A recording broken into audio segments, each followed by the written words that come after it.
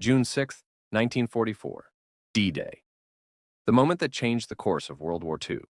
Thousands of Allied troops braved the stormy English Channel, landing on the beaches of Normandy in the largest amphibious invasion in history. Their mission? To break through Adolf Hitler's Atlantic Wall and begin the liberation of Nazi-occupied Europe. But how did this daring operation come to be? What made it the turning point of the war?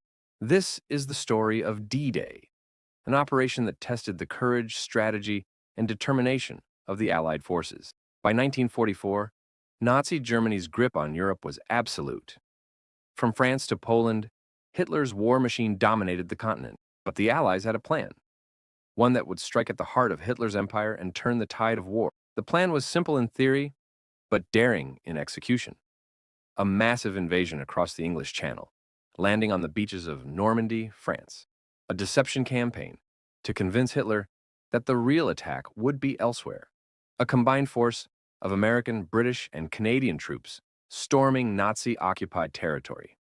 General Dwight D. Eisenhower, Supreme Commander of the Allied forces, took on the impossible challenge of coordinating the largest military invasion in history. The operation was codenamed Operation Overlord, and its success depended on secrecy, strategy, and sheer bravery. On the night of June 5th, under the cover of darkness, thousands of Allied paratroopers were dropped behind enemy lines.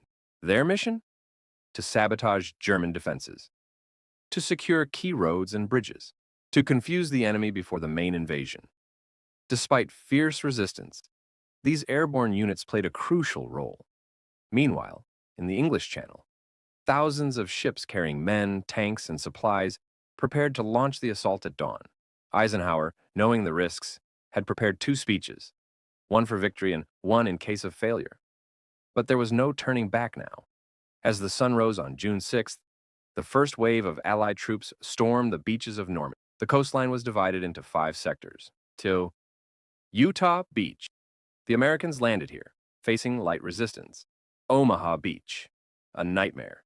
Heavy German fire rained down, causing devastating losses. Gold, Juno, and Sword. British and Canadian forces pushed forward, battling fortified bunkers and landmines. At Omaha Beach, the situation was dire. Machine guns and artillery turned the shoreline into a killing field. But through sheer determination, the Americans broke through by midday, securing the beach at an immense cost. By nightfall, over 156,000 Allied troops had landed. The cost was high. Thousands lay dead or wounded. But the mission was a success. The Allies had established a foothold in Nazi-occupied France. D-Day was the beginning of the end for Nazi Germany. In the following weeks, over 1 million Allied troops poured into France. The German army was pushed back, retreating towards Paris. By August 1944, Paris was liberated. Hitler's dream of a 1,000-year Reich was crumbling.